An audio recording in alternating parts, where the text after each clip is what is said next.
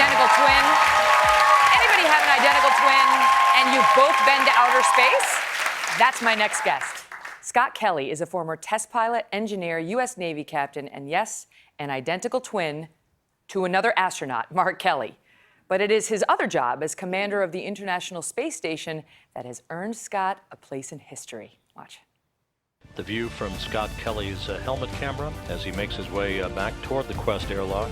Scott Kelly's gone into orbit 4 incredible times, spending more than 520 days in space. That included a year-long mission on the International Space Station.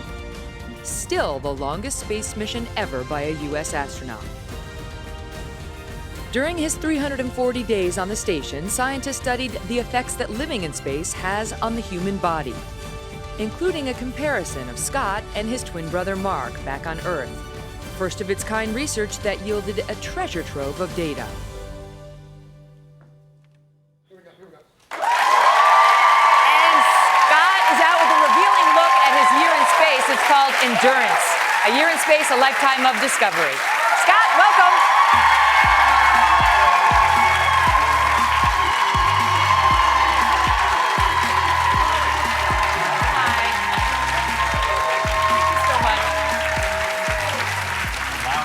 I know.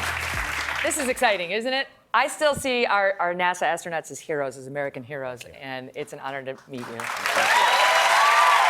I have so much I want to ask you, but let's just start with your beginnings. I was stunned to read that you were not a good student. No. I always thought you had to be at the top of your class all along to become an astronaut. Yeah, I actually thought the same thing, and that's why as a kid, I never actually thought this was a job I could have, being the kid in class that was probably had ADD or ADHD at the time. Aw. And yeah. And then it was reading the book The Right Stuff that turned things around for you? Yeah, absolutely. I was 18, basically struggled with school my whole life, and then I read that book, and it just motivated me so strongly to go and kind of, through brute force, just fix my problem that I had paying attention and studying. And it wasn't easy, and it took a while, but eventually, fast forward 17 years later, and I was flying in space for the first time. Who got the idea first, you or Mark? Something we really haven't. Actually, it was probably Mark, because he applied once and got rejected by NASA, and I only applied. He applied twice. The first time he got rejected, and I got picked on the first. You got right in. It's like, has it ever happened before? Identical twins serving in NASA? No. All right, so you get chosen to go up on the International Space Station for a year, and meanwhile Scott was like, I don't know. That's all. I kind of just want to fly these missions. I'm not sure, but they convinced you to do it. One of the things I thought was interesting in the book is you didn't spend a lot of time with the cosmonauts, the Russians up there, except on special occasions. Well, the space station is segmented in 2 parts, and it's not like, this is not like the Berlin Wall that we can't cross. But their work generally is in the Russian segment, and the U.S. astronauts and the Europeans and Japanese are in the U.S. segment. So we, during the day, we don't really see each other that much, but it doesn't mean you can't, spend time together if you want to. And when you're up there, and I guess sometimes you would share a special meal together or something like that.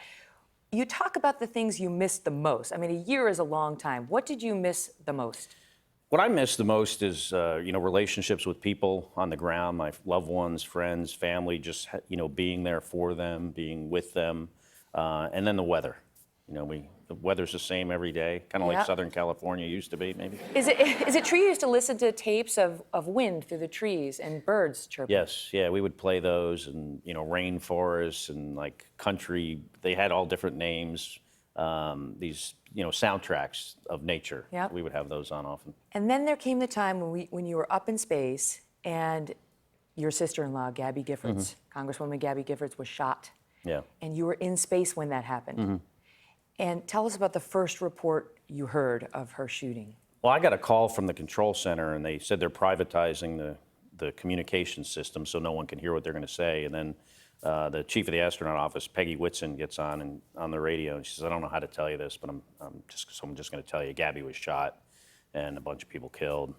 Later, I wanted all the information, so later they actually told me she had died. as the press was reporting.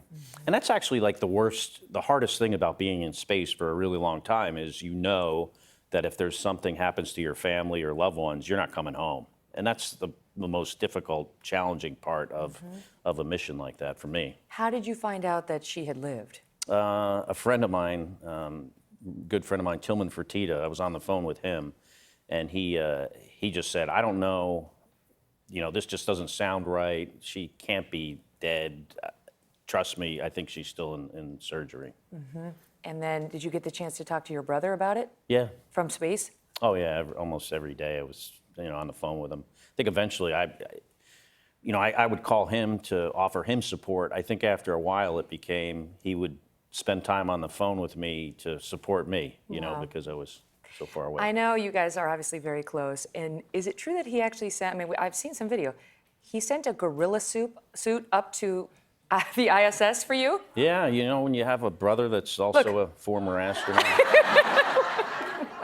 Keep going. First gorilla. That's pretty funny. I didn't know you guys had that, did you? You gotta find a way to pass the time. People were wondering why I did that. And as an astronaut, sometimes you go to schools and talk to kids, and there's always some kids like I was that's sitting in the back of the room, not paying attention, even for an astronaut that comes in there, right? Yep. But I'll tell you what, you put that video on there, you can't not pay attention. They want to do it. Your girlfriend, Amiko Cowder, is here. Fiance. Fiance, there we go. Congratulations. I don't want to get in trouble. And she works at NASA as well. You write in the book about how you had a near-death experience in space. Tell us.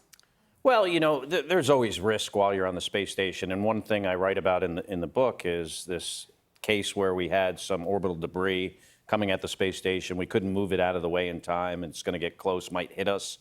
And it's, it was going 17,500 miles an hour in the exact opposite direction of us. So that's a potential 35,000 mile an hour collision. And we had to shelter in place in case it hit us. And that's it's a little nerve-wracking. Think that would have helped? Probably not. Yeah. But you got to do something, right? And so while you're up there, it occurs to you that since Amiko works at NASA, she's going to be down there at Mission Control watching this. Yes, potentially, yeah. Were you there? Did you know that? I actually was at home in bed when he had to shelter in place. I had just woke up and went for a run, and I got a call from his, what we call the CSA. It's his, the astronaut support person. So he called me and let me know that, he's going to shelter in place and all that. So I quickly hurried up, ran into work so I could see him and hear from him. Wow. So, yeah, at times it was kind of, I would say, a blessing and a curse to work at NASA, Right. because sometimes there was information that I liked knowing, but then sometimes knowing too much was just too much. Are there any lasting effects to you physically as a result of that year? Not symptomatic effects. So there's nothing I can feel or see, but there are structural changes still to my eyes. It doesn't affect my visual acuity. From the eye pressure, the pressure? I think it's due to the fluid shift that you have in the absence of gravity, that causes some damage to our vision. At least Is it true you're taller? I stretched a little bit. Yeah. But then I quickly scrunched back down You compressed again. to my normal 6'6". So. Would you go back again? Yeah, I'd go back. Would you spend a year up there? When I first got back, I used to say I would spend a year in space, but not a second time. But now that I'm pretty far removed, I would actually go and do it again. What do you want people to know about the space program? I think it's one of the crown jewels of our society. It's important. It's provides value to our economy. It provides discoveries and things that make our life on Earth better. And it's also, I think we always have to keep pushing ahead and continue to explore. And it's an opportunity for diplomacy in some interesting ways.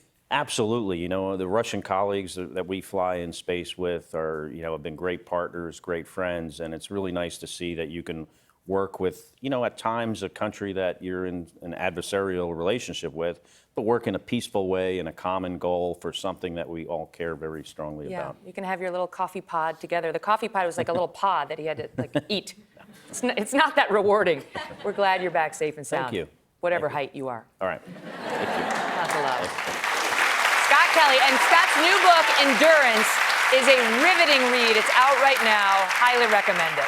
Hello, Today fans. Thanks for checking out our YouTube channel. Subscribe by clicking that button down there and click on any of the videos over here to watch the latest interviews, show highlights, and digital exclusives.